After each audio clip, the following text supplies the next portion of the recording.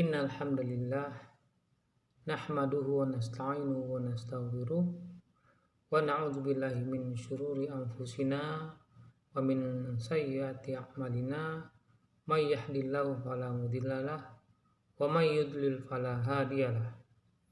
Asyhadu an la ilaha illallah wa asyhadu anna Muhammadar Rasulullah. Pemirsa sahabat TV di mana saja berada, pada malam hari ini kembali kita akan mereview sebuah video dan merupakan isu yang kejadian ini selalu berulang, di mana sungguh sangat disayangkan sampai dengan detik ini, hari ini, umat Islam masih belum bisa memahami apa yang sedang terjadi dan apa motif yang melatar belakangi semua ini. Ketika kita melihat di dalam firman Allah, surat kedua, surat Al-Baqarah ayat ke-120, A'udzubillahi minasyaitonirrajim, Bismillahirrahmanirrahim, Walan tardu ankal yahudu wala nasara hatta tattabi'a millatahum. Qul inna hudallahi huwal huda. Shadaqallahul azim.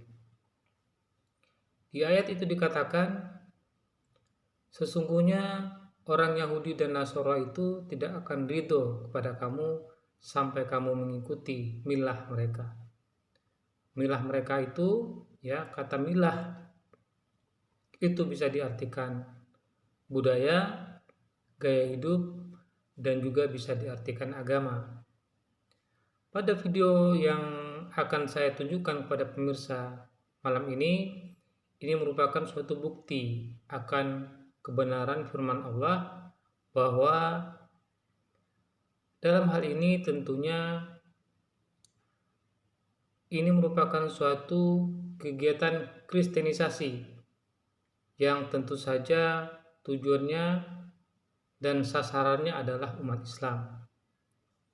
Nah, kita akan membuka dan melihat kembali, ya, video ini pemirsa. Kita akan membuka dulu videonya, dan silakan pemirsa yang ada di rumah bisa melihat sendiri dan bisa menilai sendiri, ya, apa tujuan dan motif, ya, dari pelaku yang berusaha untuk memurtadkan umat Islam ini.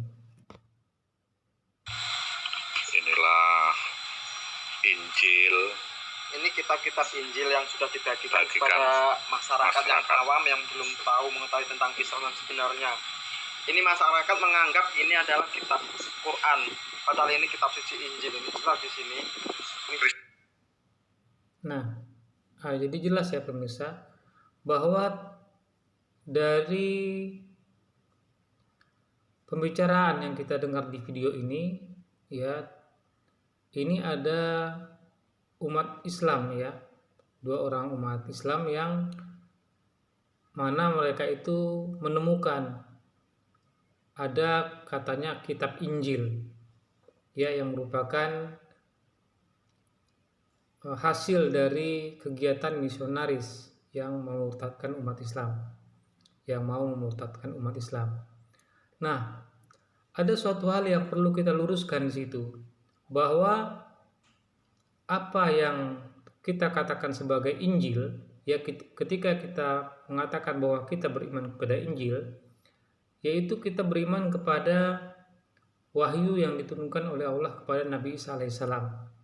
Kita bisa melihat di dalam surat Al-Imran, surat ketiga ayat ketiga, bahwa Allah menurunkan Taurat dan Injil. Dan tentu saja kita semua mengetahui bahwa Injil yang diwahyukan oleh Allah itu adalah kepada Nabi Isa alaihissalam. Nah, apakah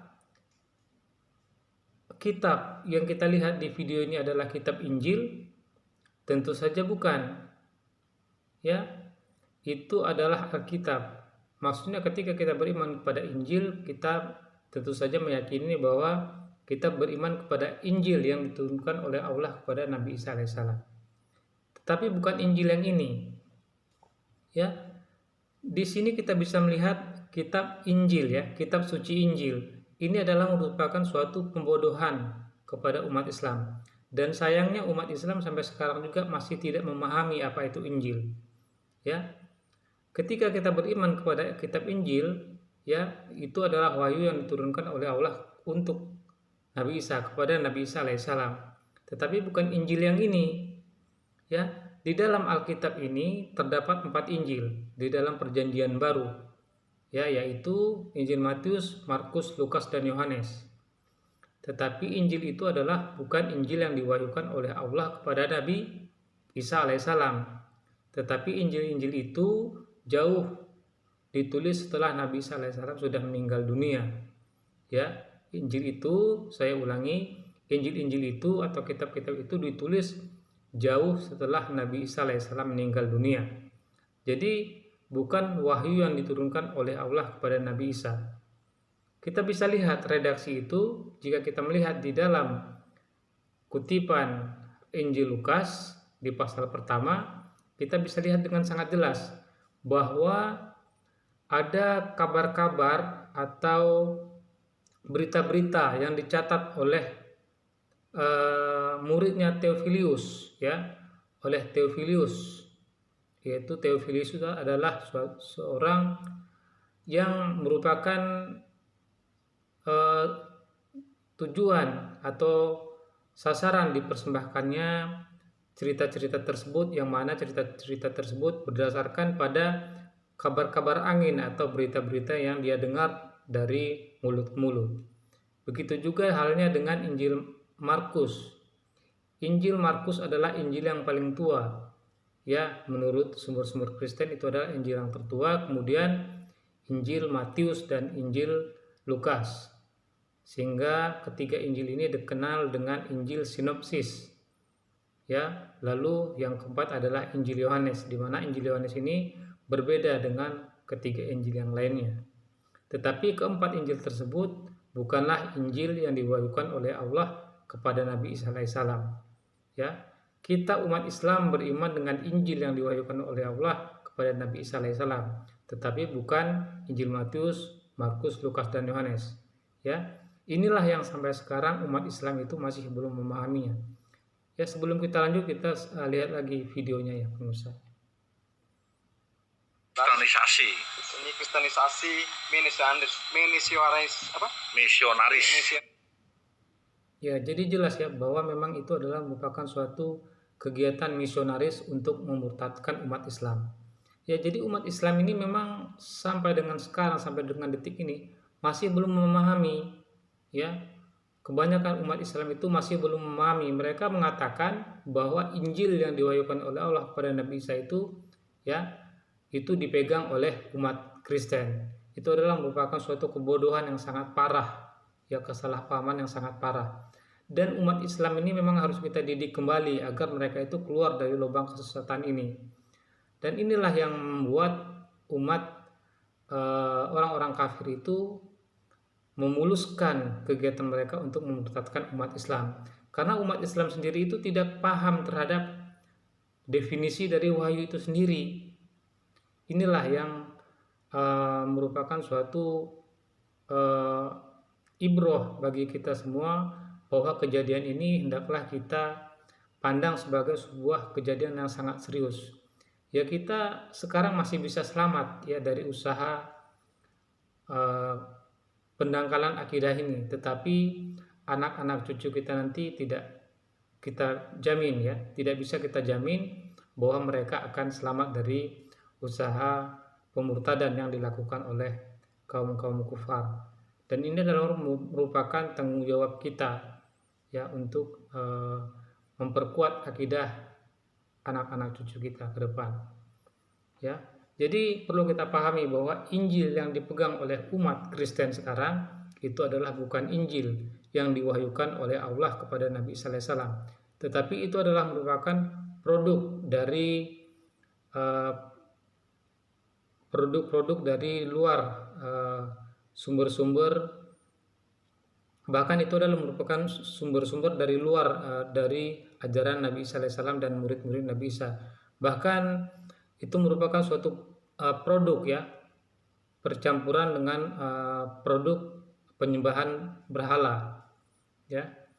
Walaupun memang ada kutipan-kutipannya yang masih benar di situ. Misalnya ketika kita melihat di dalam Injil Matius pasal ke-4 ayat 8, lalu Injil Lukas pasal ke-4 ayat 10, kemudian Injil Markus pasal ke-12 ayat 29 sampai dengan 32, yaitu jika kita lihat di situ adalah merupakan suatu ajaran Yesus, merupakan kutipan dari ajaran-ajaran Yesus atau Isa alaihissalam, yaitu tentang keesaan Allah. Bahkan ketika kita melihat di dalam Injil Lukas pasal ke-6 ayat 12, di situ dikatakan bahwa Yesus sendiri semalam-malaman itu berdoa kepada Allah. Ya, jadi jelas bahwa Yesus itu bukan Tuhan dan Yesus sendiri berdoa kepada Tuhannya. Ya, jadi inilah yang merupakan hal yang perlu kita pahami, bahwa kegiatan misionaris ini itu adalah bukan hanya merupakan sebuah misi untuk mengkristenkan umat Islam, tetapi itu adalah merupakan suatu misi untuk pembodohan umat manusia secara keseluruhan. Tetapi sayangnya para misionaris ini tidak peduli bahwa mereka itu bukan saja membodohi diri mereka sendiri, tetapi mereka itu juga membodohi umat yang ingin mengikuti apa yang mereka sampaikan, yaitu beriman kepada Injil palsu produk dari penyembahan terhadap berhala, yaitu Injil Markus, Matius, Lukas, dan Yohanes. Dan juga banyak hal-hal di situ adalah merupakan surat-surat Paulus. Ya, jadi kita sambung lagi ya pemirsa. Haris dari orang timur ini, dari NTB orangnya. Bapak Martin yang sudah membagi-bagikan ini Al-Injil seolah. Ya, jadi memang para misionaris itu sangat getol sekali ya, menyebarkan kebodohannya, menyebarkan apa yang dia yakini sebagai Injil, lalu tentu saja dibungkus-bungkus dengan hal-hal yang berbahasa Arab seperti Injil ya. Padahal Injil aslinya Yesus itu bukanlah berbahasa Arab, melainkan berbahasa Ibrani. Ya, adapun Injil tertua itu ya, kita bisa lihat itu berbahasa Alkitab Perjanjian Baru itu berbahasa Yunani, sedangkan Yesus sendiri tidaklah berbahasa Yunani. Menurut sumber Kristen sendiri, kita bisa lihat bahwa Injil-Injil yang tertua itu sebenarnya berbahasa Aramaik ya. Lalu kita tidak bisa menemukan lagi Injil yang berbahasa Aramaik itu sekarang. Yang kita temukan yang sumber yang tertua itu berbahasa Yunani. Lalu dari Perjanjian Baru berbahasa Yunani ini kemudian terbagi lagi menjadi dua, yaitu berbahasa Latin dan berbahasa Suryani, yaitu Injil Alkitab Peshitta berbahasa Suryani dan Vulgate yang berbahasa Latin ya. Tetapi yang paling tua itu adalah berbahasa Yunani. Ini yang perlu kita pahami. Sedangkan Yesus sendiri tidaklah berbahasa Yunani, walaupun mungkin beliau pernah berbahasa Yunani karena saat itu di Romawi adalah sedang dalam jajahan Romawi yang berbahasa Yunani, tetapi wahyu atau kitab ya yang diturunkan oleh Allah kepada Yesus itu ya, tentu saja kitab itu bukanlah dalam bentuk buku, tetapi wahyu yang ada di dalam kalbu atau di dalam ingatannya Nabi Isa alaihissalam, yang tentu saja itu berbahasa bangsanya, yaitu berbahasa Ibrani atau bahasa Aramaik, bukan berbahasa Yunani. Ya, jadi yang kita lihat sekarang ya, yang selalu dibawa kemana-mana itu adalah merupakan terjemahan dari yang berbahasa Yunani ya, sudah jauh mengalami perubahan. Sedangkan Injil yang diwahyukan oleh Allah kepada Nabi Isa alaihissalam atau pada Yesus itu sudah tidak ada lagi bekasnya. Dan sayangnya umat Islam sendiri tidak memahami apa itu Injil ketika disampaikan oleh misionaris bahwa yang mereka bawa itu adalah Injil yang seperti yang kita lihat di dalam video ini. Ya, orang Islam yang awam mereka percaya saja, oh inilah Injil yang diwahyukan oleh Allah kepada Nabi Isa alaihissalam. Itu adalah merupakan suatu penyesatan dan kebodohan yang sangat nyata ketika kita mau beriman kepada hal yang seperti itu. Jadi inilah yang perlu kita waspadai ya. Kita lanjut. Allah mirip Al-Quran jadi berbahasa Arab. Nih, berbahasa Arab. Nih. Nah ini ya pemirsa, lucunya lagi mereka memang sangat ahli dalam mencontek ya, mereka tanpa malu-malu ya mencaplokkannya, memasukkan mengcopy Injil-Injil yang berbahasa Alkitab, Injil-Injil tadi, Injil-Injil palsu yang berbahasa Arab tadi itu ya, lalu dituliskan terjemahannya di samping persis seperti Al-Quran. Ini juga merupakan suatu pembodohan juga ya kepada umat Islam ini. Ini seakan-akan Injil itu berbahasa Arab ya, padahal bukan. Inilah yang juga lucu ya, jika kita lihat di video ini sangat lucu sekali. Berbahasa Arab, dan dia melakukan semacam baiat suruh syahadat kepada para murid-muridnya. Syahadatnya syahadat penyesatan, asyhadu alla ilaha illallah wa anna Isa al-Masih Rasulullah. Ya, jadi memang umat Paulus itu tidak berhenti ya, sampai dunia kiamat mereka tidak akan pernah berhenti. Jika mereka berhenti, maka firman Allah itu adalah palsu. Firman Allah di dalam Al-Quran itu adalah palsu. Di dalam surat Al-Baqarah surat kedua ayat 120 itu. Jadi kejadian ini itu merupakan suatu bukti bahwa benarlah firman Allah itu. Ya, bahwa mereka itu tidak akan berhenti sampai kamu itu mengikuti milah mereka. Ya, ini merupakan suatu bukti dari kebenaran Al-Quran. Ya, tapi juga merupakan suatu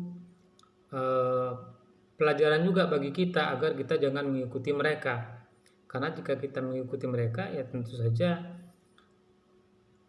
kita akan memperoleh kerugian. Ya, kerugian itu tentu saja tidak hanya di dunia, tetapi juga akan merembet sampai dengan di akhirat nanti. Ya. Makanya kawan-kawan, tolong kami untuk membantu agar tidak terjadi hal-hal yang tidak diinginkan. Kalau ini didiamkan. Nah, jadi jelas ya pemirsa, jika kita lihat di sini ya, jelas sekali bahwa ini mirip dengan terjemahan Al-Quran. Jika kita melihat Al-Quran itu persis ya, bahasa Arabnya di sebelah kanan, ya bahasa aslinya di sebelah kanan itu Al-Quran berbahasa Arab, sedangkan terjemahannya itu di sebelah kiri.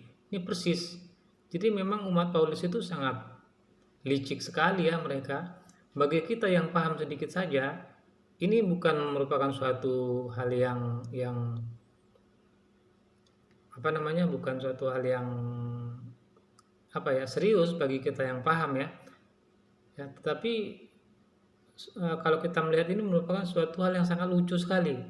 Mereka mengikut-ngikut ya, ikut-ikutan. Jadi bayangkan saja ya, kitab perjanjian lama itu ya, mereka itu adalah kitab perjanjian lama dan perjanjian baru. Padahal perjanjian lama itu mereka caplok dari umat Yahudi. Padahal mereka itu tidak punya kitab aslinya. Mereka itu bukanlah, perjanjian lama itu bukanlah kitab suci mereka, tetapi kitab suci perjanjian lama itu milik umat Yahudi itu mereka klaim sebagai bagian dari kitab suci mereka.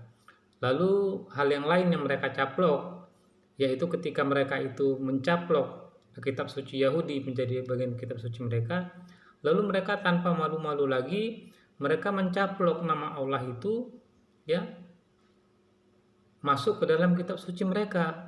Dan sayangnya juga mereka menerjemahkan nama Allah yang proper name itu, nama pribadi ya, lalu mereka mengatakan bahwa Allah itu gelap, padahal itu adalah proper name, nama Tuhan. Nah, ini adalah merupakan suatu kesalahan juga bagi mereka. Sudahlah mereka itu mencaplok dari Yahudi, lalu mencaplok nama Allah di dalam kitab suci umat Islam, lalu mereka mempergunakannya dan memahaminya secara salah. Lalu di dalam video ini lagi kita melihat mereka mencaplok lagi ya mau membodohi umat Islam dengan meniru-niru gaya bahasa Al-Quran, lalu mau memurtadkan umat Islam.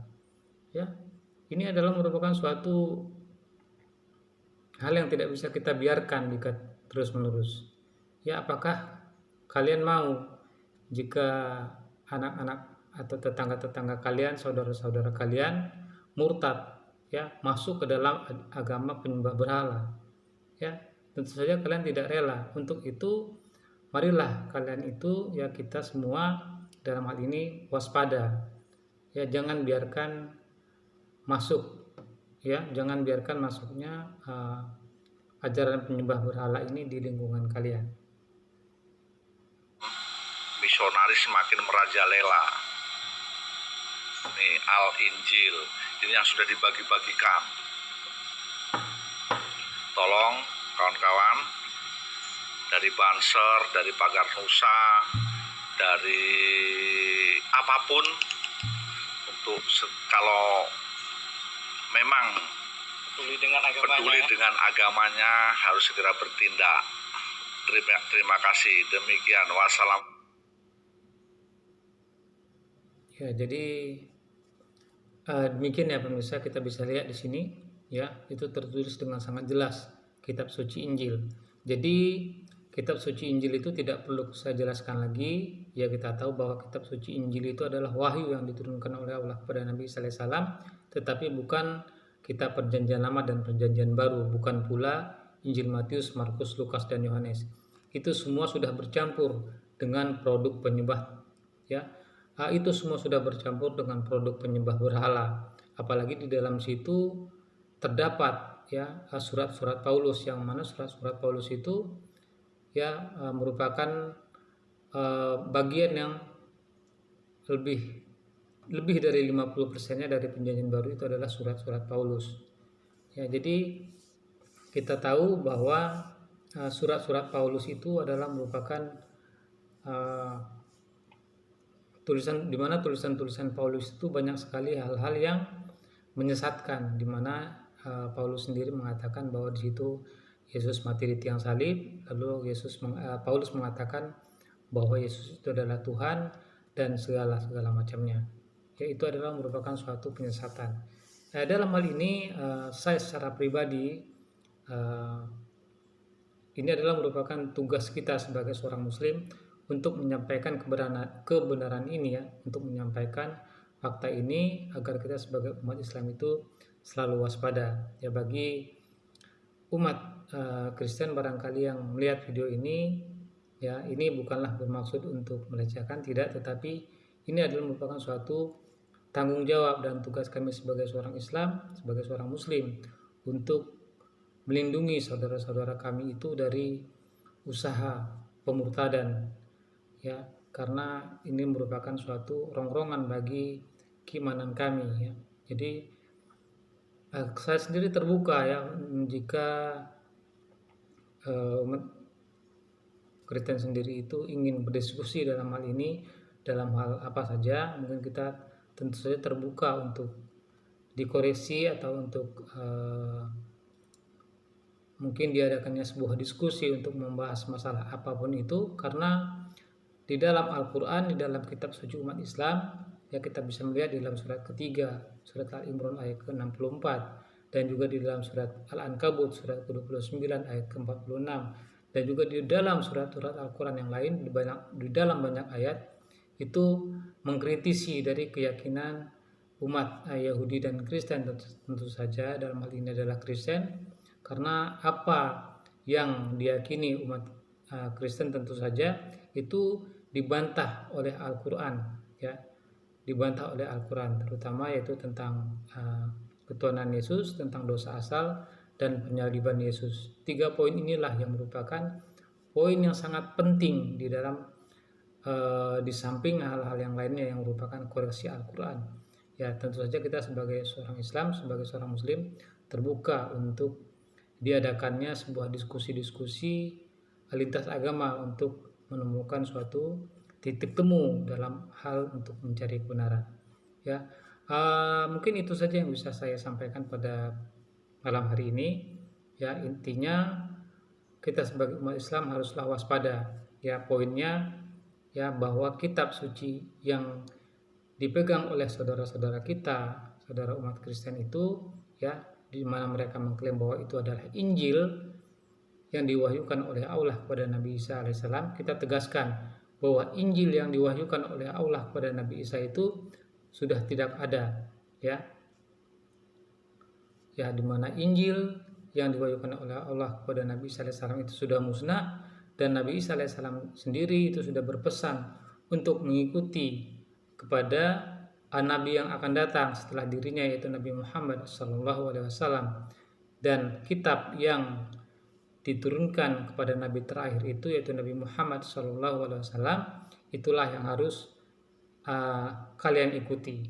Itulah yang harus umat Yahudi dan Kristen ikuti. Ya, jadi mungkin itu saja. Terima kasih atas segala perhatian dan mohon maaf atas segala kekurangannya. Assalamualaikum warahmatullahi wabarakatuh.